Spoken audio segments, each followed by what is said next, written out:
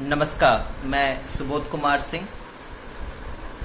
Class 10th का chemistry chapter acid base and salt का तीसरा वॉल्यूम आपके सामने लेके आया हूँ। देखिए, वॉल्यूम 2 में मैंने केमिकल प्रॉपर्टीज ऑफ एसिड और बेस आपको पढ़ाया था, जिसमें बहुत सारी जानकारियाँ आपको मिली कि एसिड और बेस जो है वो मेटल के साथ रिएक्ट कैसे करेगा। ऐसे फिर आपने ये भी पढ़ा क्या कि मेटल ऑक्साइड जो होगा वो बेसिक नेचर का होगा, नॉन मेटल ऑक्साइड जो होगा वो एसिडिक नेचर का होगा। ठीक है, और बहुत सारी जानकारियाँ मैंने इस वॉल्यूम 2 वाले वीडियो में आपको दी। उसी का ये नेक्स्ट आगे कैरी फॉरवर्ड है, उसी टॉपिक को इसमें मैं कैरी फॉरवर्ड कर रहा हूँ। इसमें नया टॉपिक कोई भी स्टार्ट नहीं होगा।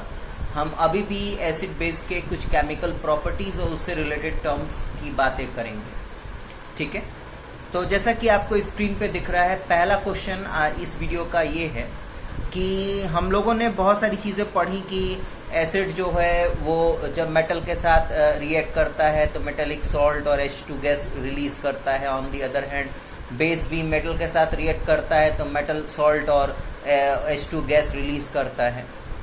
तो और उसमें फिर हमने ये भी देखा क्या कि उसमें कुछ मेटल ऑक्साइड सारे मेटल ऑक्साइड जो होते हैं वो एसिडिक नेचर के होते हैं, और जो बेसिक नेचर के होते हैं, और जो नॉन मेटेलिक ऑक्साइड जो होता है वो आपका एसिडिक नेचर का होता है।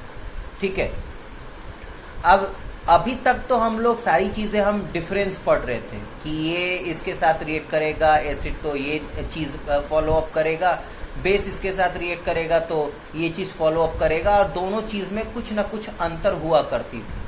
अब यहाँ पे बात ये उठ रही है कि क्या ऐसा कोई चीज़ है जो एसिड और बेस में कॉमन है। हाँ, देखिए, एसिड को जब पानी में घोलते हैं तो हमें H+ आयन रिलीज मिलता है। वहीं पे जब हम बेस को जब हम पानी में घोलते हैं तो उसमें हमें OH- आयन मिलता है। अब ये जो आयन दोनों टर्म में मिल रहे हैं, तो इस बात का ध्यान रखिएगा, हम इस प्रोसेस को आयोनाइजेशन प्रोसेस कहते हैं। ठीक है, जो आपको ये पेंसिल से लिखा हुआ पार्ट दिख रहा होगा, हाँ, पूरा प्रॉपरली स्क्रीन पे आ रहा है, इसको ध्यान से पढ़िए। इसमें मैंने यही बताया है, पढ़िएगा जरा। We have learn that acid are the substance which contain one or more hydrogen atom in their molecule which they can release in water as H+ ion. जब पानी के साथ घुलते हैं तो एसिड जो है वो H+ आयन रिलीज करता है। Similarly, bases are the substance which contain one or more hydroxylic group।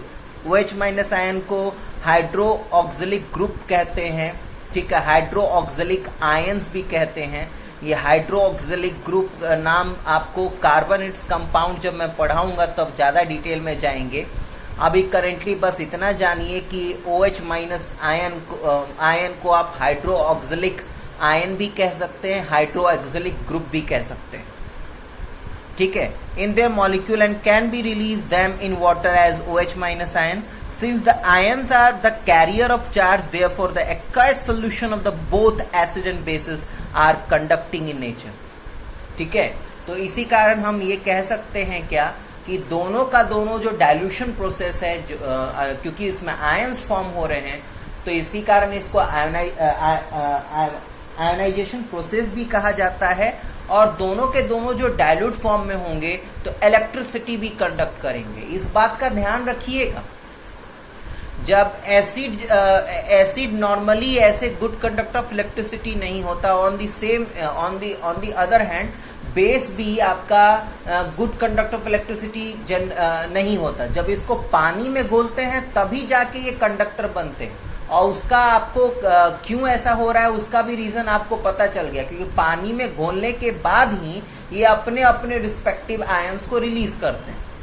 ठीक है, तो कोई आपसे पूछेगा what do all acid and all bases have in common, तो आप आराम से कह सकते हैं tendency to conduct electric current is the common characteristic of all acid and base which when dissolved in water। तो ये एक कॉमन प्रॉपर्टी है, याद रखिएगा। कुछ थ्योरेटिकल प्रॉपर्टीज थी जो आप लोग को पता होना चाहिए। छोटी ये सारी चीजें तो खैर छोटे क्लास में भी आप लोग पढ़ चुके हैं। Right the chemical properties of acid and base. देखिए केमिकल प्रॉपर्टीज तो है, लेकिन एसिड का पहला पॉइंट या बेस का जो पहला पॉइंट आप पढ़ेंगे ना, तो वो फिजिकल प्रॉपर्टी है कि क्या कि एसिड जो होता है वो जनरली खट्टा सॉर टेस्ट का होता है, और वहीं पे आपको स्क्रीन में दिख रहा होगा बेस में मैंने पहला पॉइंट जो लिखा है कि बेस जो है वो जनरली कड़वा होता है और सोपी टच, यानी जैसे साबुन को छूने में स्लिपरी स्लिपरी सा महसूस होता है ना, वैसे ही आप बेस को भी छुएंगे तो आपको स्लिपरी स्लिपरी सा यानी सोपी टच आपको महसूस होगा। तो ये स्टार्टिंग का एसिड और बेस का जो स्टार्टिंग पहला पॉइंट है, ये दोनों के दोनों इसके फिजिकल प्रॉपर्टी हैं। बाकी के नेक्स्ट 2 पॉइंट आपके केमिकल प्रॉपर्टीज हैं। बाकी के नेक्स्ट 2 पॉइंट आप जब छोटे क्लास से ही पढ़ते आ रहे हैं, आई थिंक 6-7 क्लास से ही आपको एसिड बेस ये सारी चीजें पढ़ाई जा रही है। हालांकि सेकेंड वाला तो अब आप पढ़ चुके हैं आप कि एसिड को पानी में घोलने पे H+ आयन रिलीज होगा। ठीक है, आपको बेस का भी दूसरा पॉइंट दिख रहा है कि बेस को जब OH- आयन में वाटर में डिसॉल्व करेंगे तो OH- आयन रिलीज करेगा। ये अभी पहले वॉल्यूम में ही मैंने पढ़ाया था। ठीक है, ये एरिहन्स थ्योरी है। एरिहन साहब ने आप लोग को पहली बार बताया था क्या कि एसिड को पानी में घोलने पे, अगर कोई सब्सटेंस पानी में घोलने पे H+ आयन रिलीज करे तो एसिड होगा, और OH- आयन रिलीज करे तो बेस होगा। ये उनके डेफिनेशन के अकॉर्डिंगली ये प्रॉपर्टी लिखी गई है। नेक्स्ट थर्ड पॉइंट जो है, पहला पॉइंट आप छोटे क्लास से पढ़ते आ रहे हैं, पढ़िए। एसिड जो है वो ब्लू लिटमस को रेड, फेनोक्सिलिन को कलरलेस और मिथाइल ऑरेंज को रेड कन्वर्ट कर देता है। वहीं पे अगर मैं बेस की बात करूं तो ये रेड लिटमस को ब्लू, फेनोक्सिलिन को पिंक और ये मिथाइल ऑरेंज को येलो कलर दे देता है। ठीक है, तो ये सारी चीजें आप याद रखिएगा। इसमें मेनली जनरल बातें हम ही करेंगे। एसिड का यूज पढ़ने जा रहे हैं, क्या है एसिड का यूज। ठीक है, तो पढ़िए। जनरली ध्यान रखिएगा, एसिड का यूज हम लोग जनरली एक्सप्लोसिव यानी बम बनाने में यूज करते हैं बेटा। ठीक है, और बहुत सारी चीजें यूज हैं, लेकिन मेनली यूज आपको एक्सप्लोसिव बनाने में इसका यूज किया जाता है।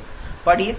Sulphuric acid is used in manufacture fertiliser, explosive, lead storage, battery में भी एसिड का यूज करते हैं, paints, dyes, detergent and a number of acid like nitric acid, hydrochloric acid, etc. It is often called king of chemicals. Sulphuric acid को हम king of chemicals कहते हैं। क्यों? क्योंकि आप देख रहे हैं कि इसमें मैक्सिमम चीजें इसी सारी चीजें से बन रही हैं। ठीक है।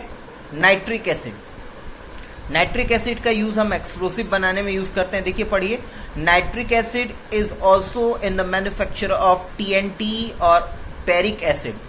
TNT और पेरिक एसिड दोनों के दोनों एक्सप्लोसिव बनाने में यूज किए जाते हैं। इनका डिटेल इंफॉर्मेशन मैं अभी इसी पेज पे नीचे समझाऊंगा।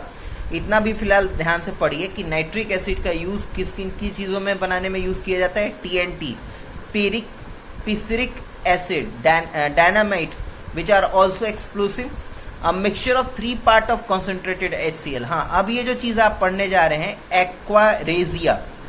एक्वारेजिया, याद होगा आप लोगों को। मैंने आप लोगों को ये वाला चीज याद करने के लिए कहा था कि मेटल्स नॉन मेटल्स का चैप्टर पेज नंबर 45 पे NCERT के दिया हुआ है। मेटल्स नॉन मेटल्स चैप्टर में ये वाला याद कर लीजिएगा। अभी फिलहाल इतना समझिए। हाइड्रोजन से नीचे ये जो मेटल्स आपको दिख रहे हैं, कॉपर, मरकरी, सिल्वर और गोल्ड, ये नॉन रिएक्टिव मेटल क्या कि ये किसी के साथ रिएक्ट नहीं करते। देखिए मेरी बात को ध्यान से सुनिए। मैं ये बात मना नहीं कर रहा कि आप लोगों में से बहुत बच्चों के दिमाग में ये बात उठ रहा होगा कि सर ये मेटल जब रिएक्ट करते नहीं हैं तो तब जो हमारी माँ या बहनें जो ज्वेलरी पहनती हैं गोल्ड या सिल्वर का, तो उसका कलर डिस्कलर कुछ समय के बाद क्यों हो जाता है, क्यों चांदी काली पड़ जाती है, जैसे सोना भी डल हो जाता है। वो ऐसा इसलिए किया जाता है बेटा, होता है क्योंकि वो प्योर सिल्वर और गोल्ड नहीं होता। ठीक है, उसमें कुछ ना कुछ मिक्सचर मिलाते हैं ताकि वो गहने बनाए जा सके। ठीक है, अगर प्योर सिल्वर या प्योर गोल्ड हो ना तो कभी भी वो गोल्ड डल नहीं होगा, कभी भी वो सिल्वर काला नहीं पड़ेगा, कहीं कैसा भी एयर क्यों ना हो, क्योंकि ये बिल्कुल नॉन रिएक्टिव होते हैं मेटल्स। लेकिन इसके बावजूद भी इसका तोड़ है हमारे पास। एक्वारीजिया। एक्वारीजिया एक्वारीजिया क्या है, इस कैसा मिक्सचर है, इसमें आपको 3 पार्ट HCl कॉन्सेंट्रेटेड HCl लेना है और 1 पार्ट HNO3 लेना है बाय वॉल्यूम। ठीक है, ये क्या ये बाई वॉल्यूम क्या मतलब है, ये मेटल्स नॉन मेटल्स जब आप पढ़ेंगे उस समय भी मैं पढ़ाऊंगा, तो थोड़ा सब्र रखिए। अभी फिलहाल आप इतना जानिए कि एक मिक्सचर है जिसमें 3 पार्ट कॉन्सेंट्रेटेड HCl का, 1 पार्ट आपका HNO3 का लिया जाता है और इस मिक्सचर को एक्वारेजिया कहते हैं।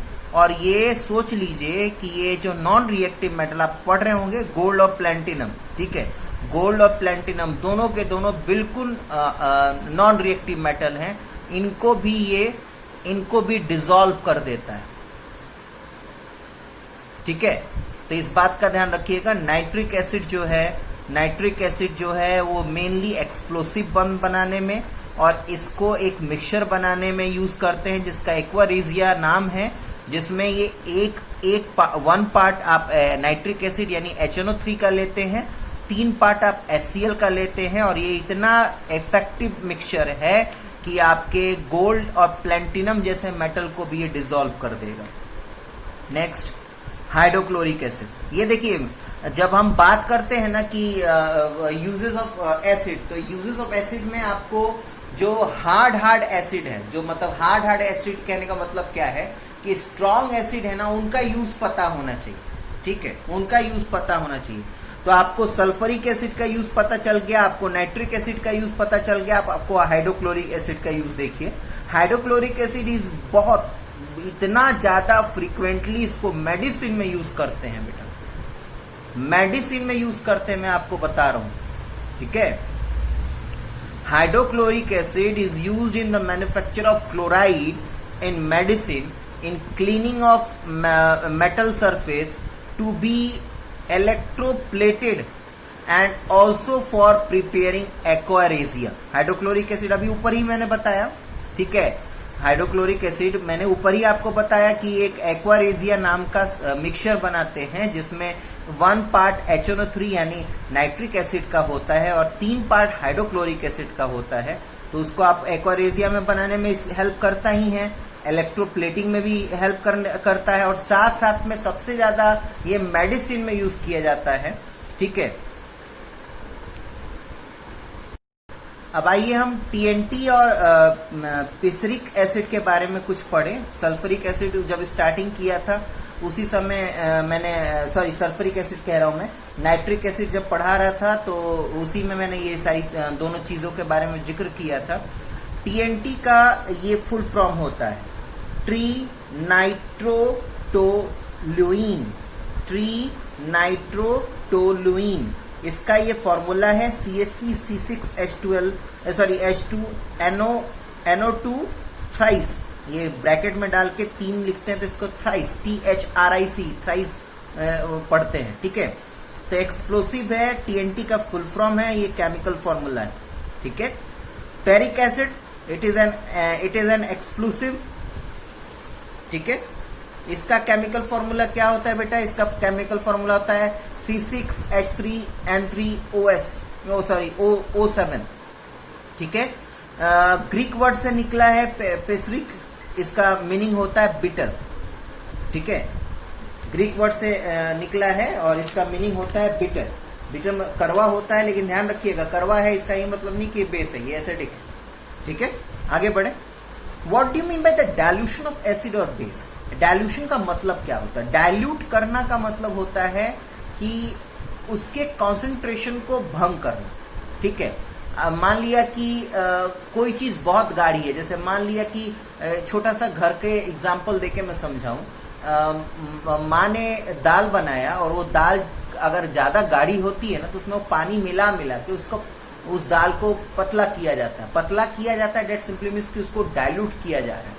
इन द सेम वे एसिड और बेस को भी डाइल्यूट किया जा सकता है by adding some water to it. ठीक है, तो मिक्सिंग ऑफ एन एसिड और base with water is called dilution. It result in the decrease in the concentration of ions H3O plus और OH minus ion। ठीक है, आपको याद होगा H3O plus इसको बोलते हैं हम लोग हाइड्रोनियम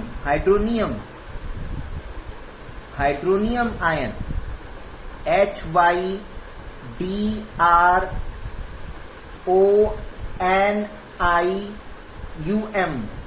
ठीक है, याद आया, फर्स्ट वॉल्यूम में ही मैंने पढ़ाया था आप लोगों को। Hydronium ion H3O plus. ठीक है, ये एसिड और OH माइनस आयन तो बेस में निकलता है पर unit volume and the acid और base is said to be diluted. ठीक है, मेनली पानी में घोलने से हम लोग कहते हैं क्या कि एसिड जो है वो H प्लस आयन या H3O कह लीजिए, H3O प्लस आयन रिलीज करता है और बेस जो है वो OH माइनस आयन रिलीज करता है। तो रिलीज करता है मतलब क्या, अपने पास से दूर कर रहा है, और जैसे जैसे पार्टिकल्स दूर होते जाते हैं वैसे वैसे वो और डाइल्यूट होते जाते हैं। तो व्हेन एसिड और base is added to water their molecule dissociate to form ions. ठीक है, देखिए ये बिल्कुल बेसिक फॉर्मूले की तरह मैंने लिख दिया है ताकि आपको सब चीज समझ में आए। HCl और H2O पानी के साथ घोला तो आपको क्या मिलेगा, H3O प्लस Cl माइनस। वहीं और H2O प्लस H प्लस जो है वो milk H3O plus minus hydronium ion, मैंने बोला था ना हाइड्रोनियम आयन बनता है। NaOH को जब पानी में घोलेंगे तो Na plus OH minus ion release करेगा। ठीक है, अब बात आती है, ये तो समझ में आ गया कि एसिड और बेस को पानी में घोलेंगे। ठीक है, एसिड और बेस को पानी में घोलेंगे तो वो डाइल्यूट हो जाता है। लेकिन अब क्या, सबसे क्वेश्चन ये अराइज होता है कि अब एसिड क्यों ले ले, एसिड को डाइल्यूट करने की बात आए तो पानी को एसिड में मिलाएं या एसिड को पानी में मिलाएं। बात क्या है, डाइल्यूशन प्रोसेस जो होता है ना वो हाईली एक्सोथर्मिक होता है। Exothermic reaction are such reaction in which heat energy release.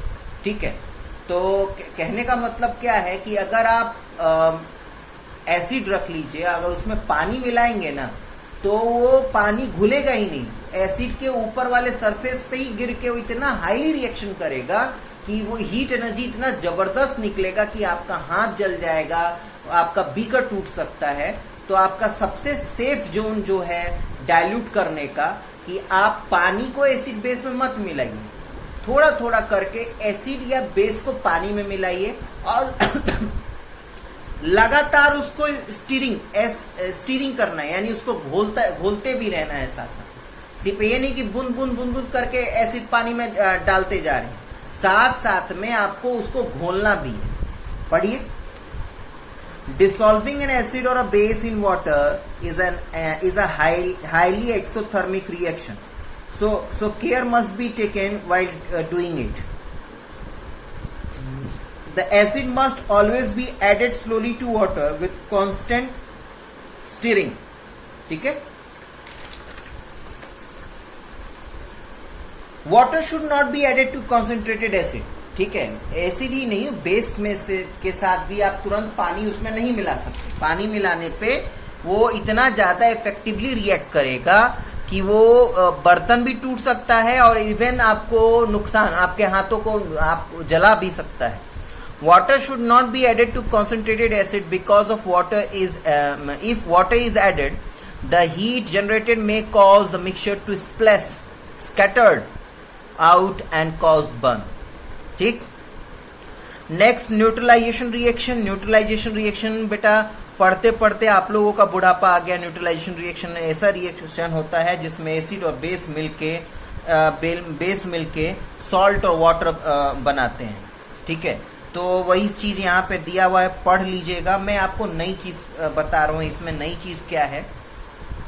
ठीक है, इसमें नई चीज मैं आप लोगों को बताने जा रहा हूँ। अभी फिलहाल इतना ये पढ़ लीजिएगा, छोटे क्लास में से पढ़ते हुए आ रहे हैं। इसलिए मैं इसका भी जिक्र नहीं करूंगा। फटाफट चलिए रीड आउट कर लेते हैं। The reaction between acid and base present in aqueous solution to form salt and water is called neutralisation reaction. ठीक है, HCl plus NaOH gives NaCl plus H2O। ठीक है, the reaction is called neutralisation reaction because जो salt जो form हुआ वो बिल्कुल neutral है। आप ब्लू लिटमस पेपर लीजिए या रेड लिटमस पेपर लीजिए, NaCl के सोल्यूशन में आप डुबोइए, कोई कलर चेंजिंग नहीं होगा। दैट मीन्स क्या, क्यों वो न्यूट्रल है। ठीक है, हाँ, अब जो नई चीज आप पढ़ेंगे वो ये आया। हालांकि एरियंस के बारे में आप नए नहीं हैं, पहले वॉल्यूम में ही आपको बता दिया गया था कि ये जो थ्योरी है ये बहुत अच्छे बहुत बड़े केमिस्ट थे और इन्होंने ही पहली बार एक्सपेरिमेंटली कैसे एसिड बेस को पहचानते हैं वो बताया। क्योंकि मैंने पहले ही वॉल्यूम में आप लोग को बताया था कि हर चीज को अपने स्क्रीन पे रख के या अपने जवान पे रख के हम चेक नहीं कर सकते। कोई ऐसा प्रोसीड्यूर होना चाहिए जिससे हम एसिड और बेस को आइडेंटिफाई कर पाए। तो ये पहले इंसान थे जिन्होंने ये बोला कि आप पानी में घोलिए और अगर वो H+ आयन रिलीज करे तो एसिड है, और बेस को घोलिए मतलब सब्सटेंस को घोलिए अगर वो OH- आयन रिलीज करे तो वो बेस है। ठीक है, हालांकि CBSE वालों की बात करूं मैं तो CBSE वालों के लिए उतना इम्पोर्टेंट ये टॉपिक नहीं है, लेकिन जो स्टेट बोर्ड के हैं, जैसे कि एग्जांपल ले लीजिए यूपी बोर्ड हुआ, बिहार बोर्ड हुआ, ठीक है, झारखंड बोर्ड हुआ, उन बच्चों के बारे में बात कर ले, या ICSE बोर्ड भी होता है, आप लोग को पता होगा, उन बच्चों के लिए बहुत इंपॉर्टेंट टॉपिक है। बहुत बार इसके बारे में जिक्र कर रखा है, लेकिन आप पढ़ लीजिए एक बार, और इसी में आप लोग को पता भी चलेगा कि क्या होता है न्यूट्रलाइजेशन रिएक्शन में। कुछ नई चीजें आपको सीखने को मिलेंगी। According to Arrhenius theory, an acid when dissolve in water gives H+ ion. Similarly a base when dissolve in water gives OH- ion. ठीक है, अब इतना क्लियर हो गया कि एसिड जब पानी में घुलेगा तो H+ आयन रिलीज होगा, और बेस जो है वो पानी में घुलेगा तो OH- आयन रिलीज करेगा। ये OH- आयन, ये H+ आयन, 2 हाइड्रोजन और 1 ऑक्सीजन है, तो यही 2 हाइड्रोजन और एक ऑक्सीजन मिलकर बनाते हैं H2O, जो न्यूट्रलाइजेशन रिएक्शन में जो वाटर फॉर्म होता है वो इन्हीं के मिक्स होने के कारण होता है। यही नई चीज आप सीखने जा रहे हैं इस क्लास में। Sorry, neutralisation is the combination between H+ ion of the acid with रुक जाइए 2 मिनट होल्ड कीजिएगा। 2 मिनट होल्ड कीजिए बेटा। पढ़िए दोबारा से। न्यूट्रलाइजेशन रिएक्शन का ये एक नया डेफिनेशन पढ़ने जा रहे हैं, ज्यादा हार्ड नहीं है, ध्यान से पढ़िएगा। ये OH- आयन और ये H+ आयन, 2 हाइड्रोजन है और 1 ऑक्सीजन है। वाटर का फॉर्मूला क्या होता है? H2O। तो न्यूट्रलाइजेशन रिएक्शन का एक नया डेफिनेशन पढ़ने जा रहे हैं। इसमें यही आपको पढ़ाया जाएगा क्या कि एसिड का H+ आयन और बेस का OH- आयन मिलके वाटर बनाता है। Neutralisation is the combination between H+ ion of the acid with OH- ion of the base to form H2O। तो ये एक न्यूट्रलाइजेशन रिएक्शन का नया डेफिनेशन पढ़ रहे हैं। ठीक है, वो तो छोटे क्लास से पढ़ते हुए आ रहे हैं। एसिड बेस रिएक्ट करेगा तो सॉल्ट एंड वाटर बनाएगा, उसको हम न्यूट्रलाइजेशन रिएक्शन कहते हैं। लेकिन अब एक नया चीज क्या पढ़ने को मिला? एरियन साहब ने आपको बताया कि एसिड जब घुलता है पानी में तो H+ आयन रिलीज करता है, और बेस जब घुलता है तो OH- आयन रिलीज करता है, और ये OH- आयन और H+ आयन दोनों मिलके वाटर बनाते हैं। तो हम इसको भी हम न्यूट्रलाइजेशन रिएक्शन कहते हैं। The neutralisation reaction is the process in which H+ ion of the acid और and OH- ion of the base combine to form H2O। आपके स्क्रीन पे बिल्कुल डिटेल साफ सुथरे अक्षरों में लिखा हुआ है कि कैसे NaCl बन रहा है और कैसे H2O बन रहा है। ये देखिए, ये H और ये OH- मिलके बन गया क्या? H2O। और ये Cl और ये Na मिलके क्या बन गया? NaCl। बिल्कुल साफ सुथरा, बिल्कुल स्प्लिट करके मैंने लिखा है ताकि ये जो नया एरिहेंस के अकॉर्डिंगली जो नया न्यूट्रलाइजेशन रिएक्शन का आप लोगों ने डेफिनेशन पढ़ा, वो बिल्कुल आयंस के फॉर्म में कैसे लिखा जाएगा वो मैंने आपको बता दिया। ठीक है, नेक्स्ट क्वेश्चन आगे बढ़ते हैं। नेक्स्ट क्वेश्चन में आप देख पा रहे हैं कि यहाँ पे हमें पढ़ाया जाने वाला है कंप्लीट न्यूट्रलाइजेशन रिएक्शन और एक पार्शियल न्यूट्रलाइजेशन रिएक्शन। देखिए, ये थोड़ा फिर से दोबारा एक नया कॉन्सेप्ट आपको सीखने को मिलेगा।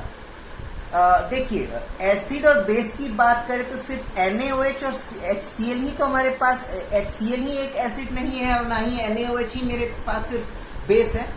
बहुत सारे एसिड है हमारे पास, बहुत सारे बेस है।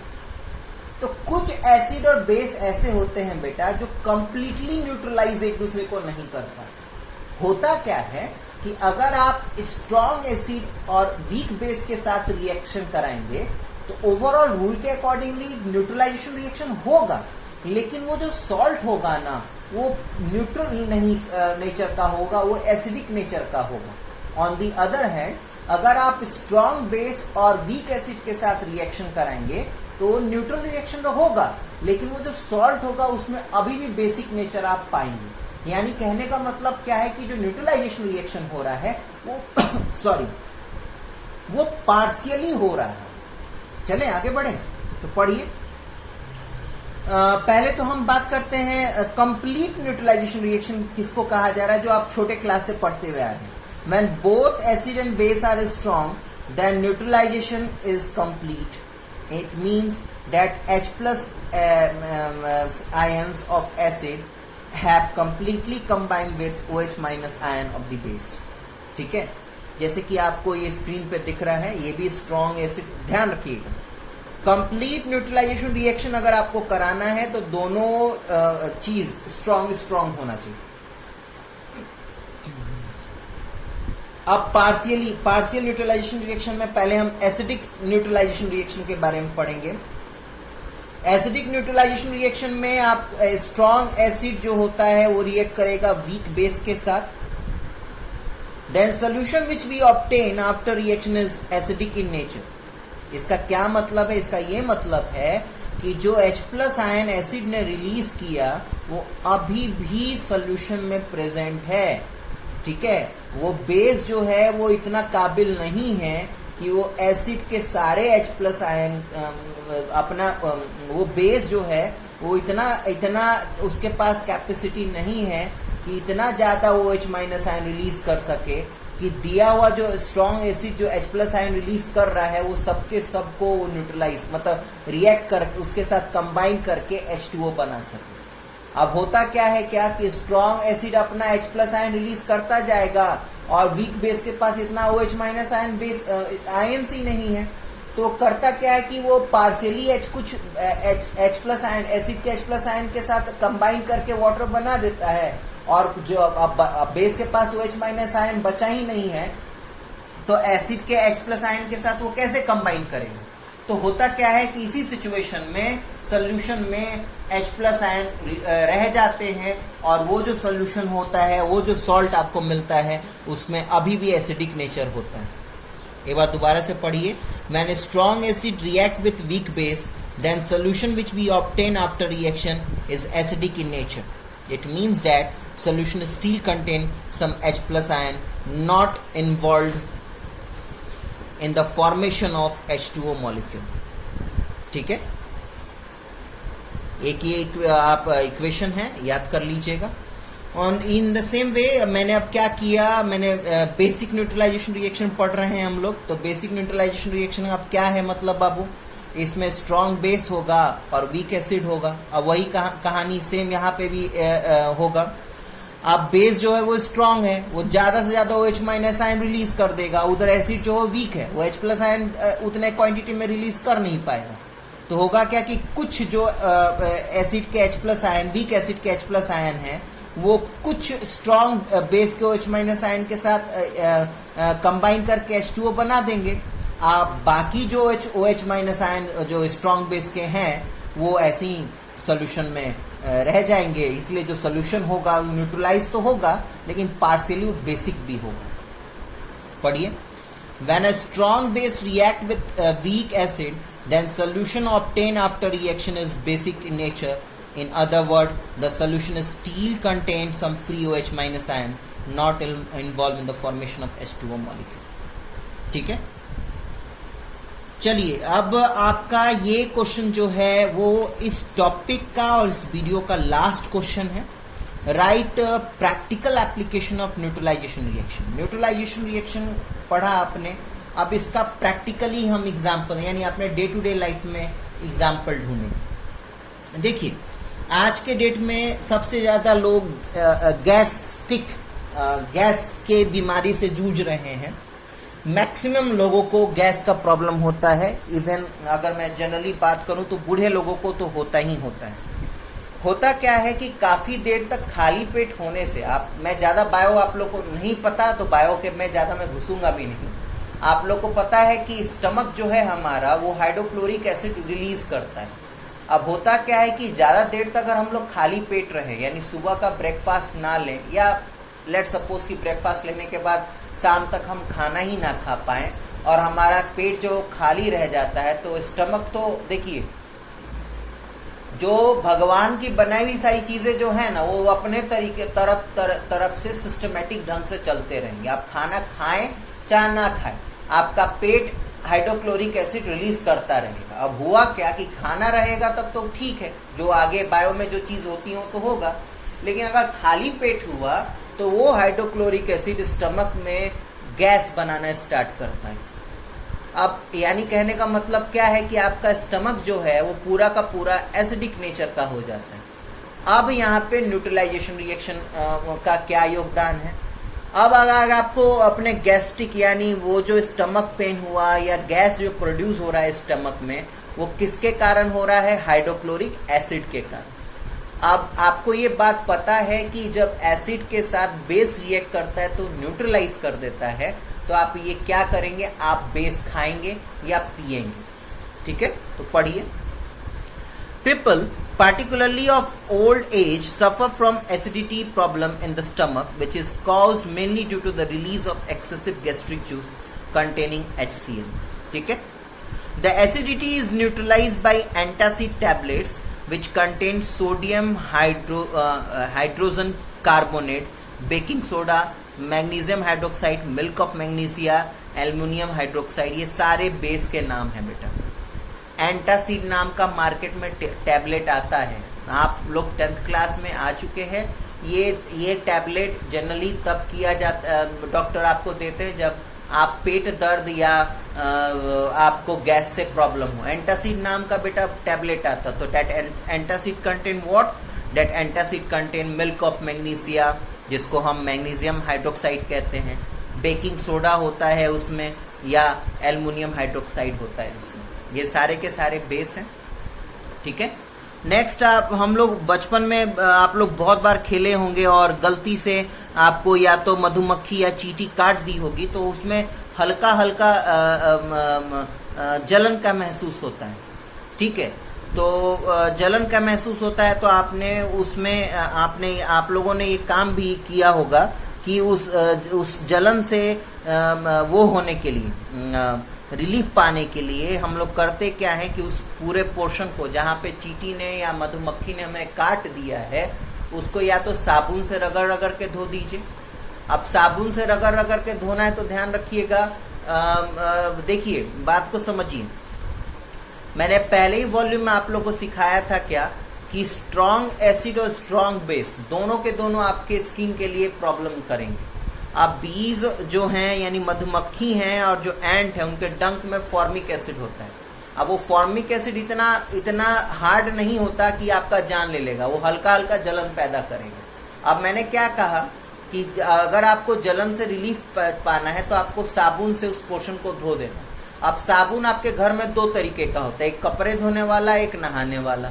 ठीक है, तो इस बात का ध्यान रखिएगा कि जो नहाने वाला साबुन होता है उसमें मिल्ड बेस होता है यानी बिल्कुल नाजुक तरीके से उसको बनाया जाता है क्योंकि उससे हम लोग नहाते हैं ना.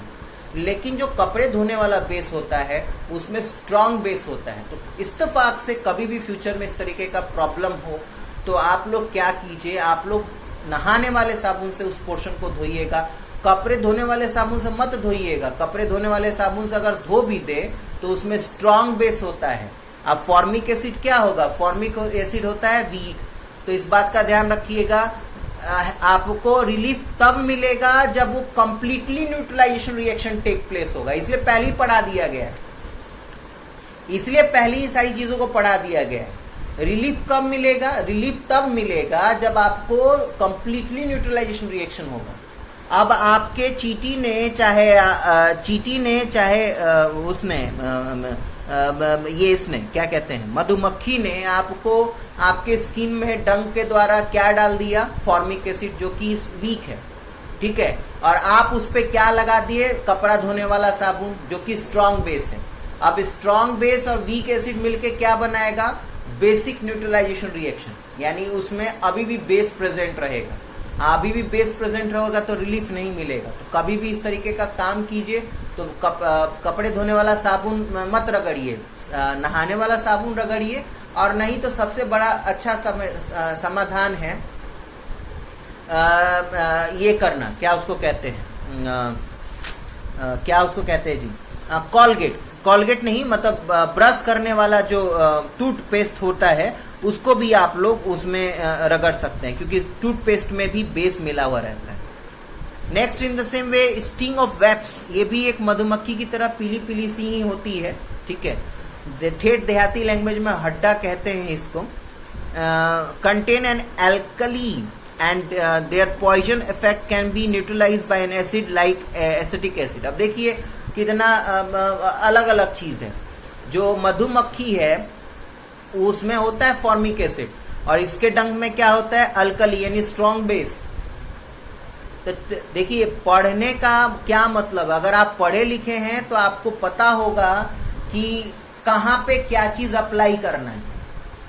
अब ये मधुमक्खी की तरह पीली पीली सी होती है, हड्डा कहते हैं आपको इसको, सॉरी। अब इसके डंक में क्या है, इसके डंक में बेस है ऑलरेडी। अगर बेस के साथ बेस और लगा दे तब तो हालत और खराब हो जाएगा। तो इसमें क्या करेंगे हम लोग, इसमें हम लोग क्या कर सकते हैं कि हम लोग नॉर्मल, अब पूरा स्ट्रॉन्ग एसिड नहीं है, ये नहीं कि लाके उसके हाथ में HCl डाल दिया। वीक एसिड जो आपको खाने में यूज करते हैं, नींबू निचोड़ दीजिए उस पोर्शन में या विनेगर डाल दीजिए, ठीक है। तो ये सब बेटा ध्यान में रखना है, ये सब बातें ध्यान में रखनी है। अब ये नहीं कि पीली वाली मधुमक्खी काट दी तब भी आप साबुन रगड़ रहे हैं और काली वाली मधुमक्खी काट दी तब भी आप साबुन रगड़ रहे हैं। नहीं, आपको पता होना चाहिए कि काली वाली मधुमक्खी के डंक में फॉर्मिक एसिड होता है, यानी वो आपके स्किन में फॉर्मिक एसिड इंजेक्ट की है। तो उसको रिलीफ पाने के लिए आप मिल्ड बेस यानी साबुन या टूथपेस्ट लगाएंगे।